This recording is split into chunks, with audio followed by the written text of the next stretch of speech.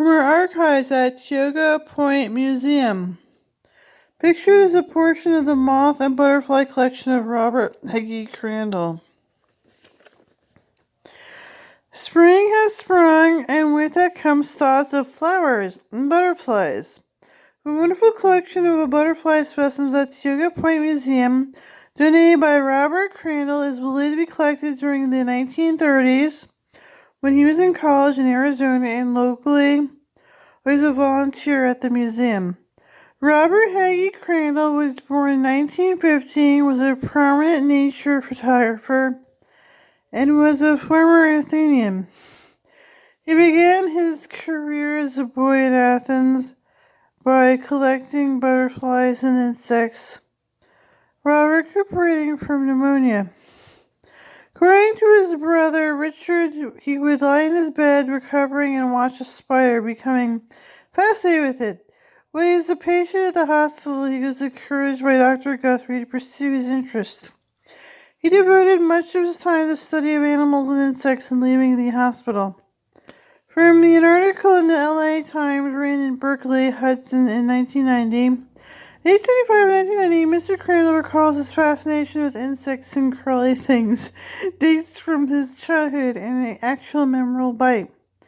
"I was 8, giving a black widow spider a bath," Crandall said. His first serious nip occurred after he decided his peracnid needed a shine. As a precocious youngster, he gave scientific talks before community groups, prompting his hometown newspaper to label him a spider boy. At age 11, he took 2 unusual bot flies to the Smithsonian Natural History Museum. A curator cajoled him into donating them, quickly doubling the museum's collection of the species. According to Gordon Gord, a UC Riverside entomologist, his Crandall could work at any museum. Science improved considerably by his immense collecting talent. Probably never gained the notoriety he deserves.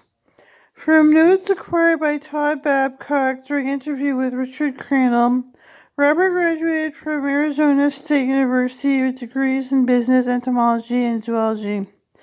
He was a commodity trader after World War II and earned a comfortable living, enabling him to build his insect collection. He offered a professorship teaching position, but was declined since he was not comfortable speaking in front of people.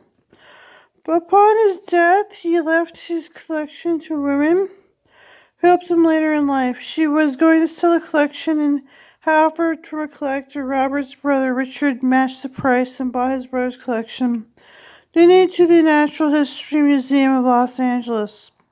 From a mini biography written by S.I.S. Morris, who is known as the Ant-Man of Altadena. In his lifetime, he amassed a vast collection of over 1 million catalog insect specimens, has in 450 drawers. Old Admiral Fridge in his home contained parasitic wasps. Tub in his bathroom was home to a Gila monster. Giant toad having a toilet scared the odd visitor. Mr. Crandall had insects named after him, including a tiny bee, Perdita crandalli. Since he started photography, Mr. Crandall had so much written about him. In 1954, climaxed his career by the part he played by Walt Disney, won 2 photographers for the film Living Desert. As a nature photographer, Bob was an absolute genius in getting insects essentially performed according to script. Satiria Sikchinik, a jet propulsion laboratory engineer and Caltech lecturer. 1950s, Sikchinik helped Crandall develop jury-rigged zoom lenses before they were commercially available. At the time, in the interview with Mr. Hudson in 1990, Crandall is working on a new short film, Adventures of Adam Ant, the story of one of the ants' life. It's dedicated to his only child, Robert, who committed suicide with cyanide at the lab. Also to his wife, Fanny, who had just after her son's death had a fatal fall while he loaded San Gabriel Mountains. It had been said that those who knew Crandall called him hard-headed, brilliant, often play lifelike and